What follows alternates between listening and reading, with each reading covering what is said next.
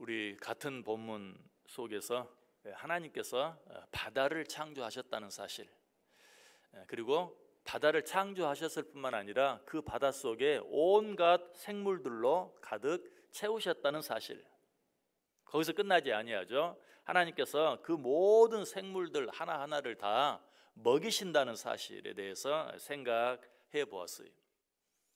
자, 우리가 집안에서 조그만 어항 하나를 관리하기도 쉽지 않다고 그랬죠.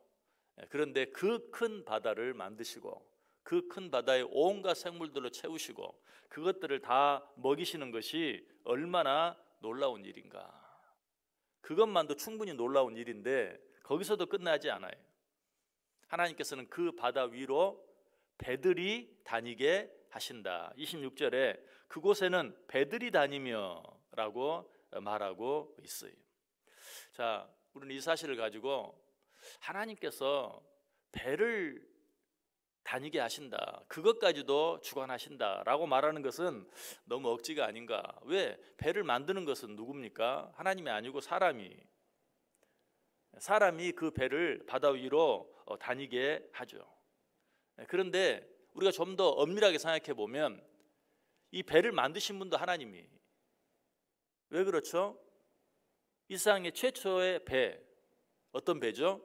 노아의 방주잖아요. 자, 그 노아의 방주를 누가 만드셨습니까? 하나님이 만드셨어요. 물론 노아를 통해서 만드셨지만 그 배를 만드는 과정을 보면 하나님이 노아에게 너는 배를 만들어라 라고만 말하지 아니하고 배 설계도를 정확하게 만들어 주셨어요. 창세기 6장 15절 16절에 보면 내가 만들 방주는 이러하니 그 길이는 300규빗, 너비는 50규빗, 높이는 30규빗이라. 거기에 창을 4대 위에서부터 1규빗에 내고 그 문은 옆으로 내고 상중하 3층으로 할지니라. 정확하게 배를 어떻게 만들어야 될지 설계도까지 노아에게 주시면서 배를 만들게 하셨다는 것이. 이 크기를 오늘날 크기로 환산해 보면 이 노아의 방주는 길이가 약 133m, 넓이가 22m, 높이가 13m 정도 되는 것이. 놀라운 것은 이 배의 비율이 너무나 과학적이라는 거예요. 1844년에 영국에서 만든 그레이트 브리튼 호라는 배가 있어요. 그런데 이 배의 길이, 넓이, 높이의 비율이 노아의 방주의 길이와 넓이와 높이의 비율과 아주 흡사해요. 그런데 이 영국에서 만든 그레이트 브리튼호는 우연히 그저 적당히 만든 게 아니, 영국 조선 기술의 천년 조선 기술의 집약체예요. 영국이 가진 모든 조선 기술의 총집합이. 영국이 얼마나 해양 강국이었습니까? 영국은 그 해양 강국이라는 것을 이용해서 여러 나라들을 정복하고 그야말로 해가 지지 않는 나라라는 별명을 가지게 되었잖아요. 그런데 지금으로부터 겨우 약 1000년 전에 만들어진 그 배를 성경에 따르면 지금으로부터 그보다 더 5000년 먼저 하나님이 배를 만드셨는데 그 배의 비율이 영국에서 만든 그 그레이트 브리튼호와 아주 비슷하다는 것이 정말 놀라운 사실이죠. 그런데 이것도 우리가 놀랄 만한 사실의 전부가 아니, 하나님이 바다에 길을 만드셔서 그 배들로 하여금 그 길을 다니게 하신다. 그곳에는 배들이 다닌다. 하나님께서 바다를 만드셨을 뿐만 아니라 그 위에 배가 다닐 수 있도록 뱃길도 만드셨다. 이 뱃길을 만드셔서 5대양 6대주를 통하게 하셨다. 요즘 우리들이 생각하면 바다는 육지와 육지를 갈라놓는 것 같아요. 왜? 요즘에는 자동차가 있고 비행기가 있기 때문에 이 바다가 오히려 육지와 육지 사이를 가로막고 있는, 우리를 불편하게 만드는 그런 일처럼 느껴지지만 자동차가 없고 배가 없을 때는 어때요? 이 바다가 육지와 육지를 연결하는 길이었어요. 그 바다가 없으면 사람들이 마음껏 다닐 수가 없어요. 새로운 대륙을 발견하는 모든 사람들이 어때요? 배를 타고 바다에 나가서 새로운 대륙들을 다 발견했어요. 사실 자동차가 있고 비행기가 있는 요즘도 마찬가지. 바다만큼 우리에게 유익을 주는 길이 없어요. 그러니까 사람들이 어때요? 오히려 땅을 잘라서 바다 길을 만들어요. 대표적인 게 파나마 운하, 수혜주 은하. 그저 땅이 있는 게 편하면 그대로 놔둘 일이지 왜 그거를 애써서 파서 바닷길을 만듭니까? 그 바닷길이 너무나 유용하기 때문에, 그 바닷길이 엄청난 물량을 너무 쉽게 너무 빨리 옮길 수 있기 때문에 사람들이 일부러 육지를 잘라서 운하를 만들어요.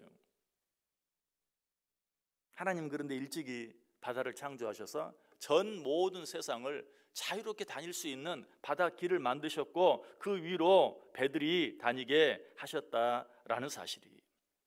자, 이런 사실을 왜 시인이 지금 기록하고 있고 이런 사실을 왜 제가 여러분에게 힘주어서 이야기하고 있습니까? 그것은 이처럼 놀라운 일을 행하신 하나님께 능치 못한 일이 있겠느냐. 물론 하나님이 천지를 창조하신 것만으로도 충분해요. 그런데 그 천지를 온갖 생물들로 진귀한 것들로 가득 채우시고 특별히 바다를 만드사 그 바다로 말미암아 온 세상이 연결될 수 있도록 하나님이 만들어 놓으셨다. 이처럼 놀라운 일을 행하신 하나님께서 능히 하지 못할 일이 무엇이 있겠느냐. 다시 말하면 온 세상에 바닷길을 만드셔서 인간들로 하여금 온 세상을 마음대로 다닐 수 있도록 만드신 하나님께서 우리들을 위해 하시지 못할 일이 무엇이 있겠느냐 하는 것을 우리에게 가르쳐 주고 있어요. 하나님께서 아브라함에게 아들이 있을 것이라고 말씀하셨죠.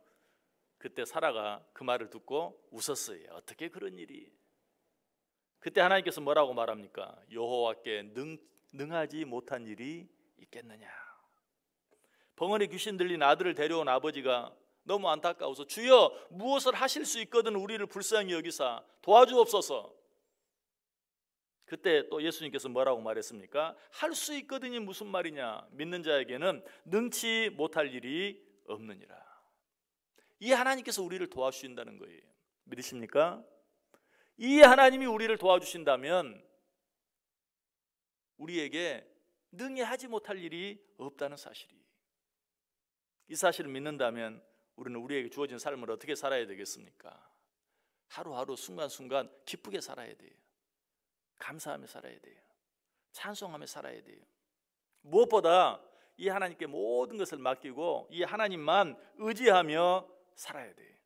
시편 63편 7절에 주는 나의 도움이 되셨습니다. 내가 주의 날개 그늘에서 즐겁게 부르리이다. 기쁘게 즐겁게 찬송하며 뿐만 아니라 어떻게 하나님을 의지하면서 시편 115편 10절 11절을 말해요. 아론의 집이여 여호와를 의지하라. 그는 너희의 도움이시요 너희의 방패시로다. 여호와를 경외하는 자들아 너희는 여호와를 의지하여라. 그는 너희의 도움이시요 너희의 방패시로다. 순간순간 하루하루 이 하나님을 의지하며 살아야 된다. 이 하나님을 의지하며 사는 자들에게 하나님께서 어떤 축복을 약속하셨습니까? 시편 125편 1절 2절에 여호와를 의지하는 자는 시온산이 흔들리지 아니하고 영원히 있음 같도다. 산들이 예루살렘을 두름과 같이 여호와께서 그의 백성을 지금부터 영원까지 두루시리로다. 여호와 하나님을 의지하며 사는 자들은 어때요? 흔들리지 않아요. 요동하지 않아요. 어떤 일이 있어도 시온산이 흔들리지 아니한 것처럼 결코 흔들리거나 요동하지 아니한다. 왜? 천지를 창조하신 그것들을 마음대로 다스리시고 주관하시는 하나님께서 붙잡아 주시기 때문에 그런 자들은 영원부터 영원까지 요동하지 아니하고 든든하게 날마다 승리하며 찬송하며 사는 삶을 살게 하신다는 것이, 이 은혜가 저 여러분께 넘치길 원합니다. 오늘 하루 아무도 살아보지 아니한 새로운 하루, 이 한 주간 아무도 살아보지 아니한 새로운 한 주간 우리 살게 돼요. 거기는 두려움이 있어요. 이 세상을 얼마나 살았느냐 상관없어요. 모든 사람에게는 한 치 앞을 내다볼 수 없는 이런 세상의 삶으로 인하여 두려움이 있어요. 염려가 있어요.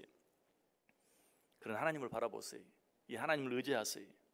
이 하나님이 나와 함께 하시면 내게 능치 못한 일이 무엇이 있겠는가 하는 마음으로 이 하루도 기쁘게 즐겁게 감사하며 찬송하며 오직 하나님만 의지하며 살아갈 때 그런 자와 함께 하시는, 그런 자들을 요동치 않도록 붙잡아 주시는 하나님의 은혜가 저 여러분 가운데 풍성하게 넘치는 복된 하루 되시기를 주님의 이름으로 간절히 축원합니다.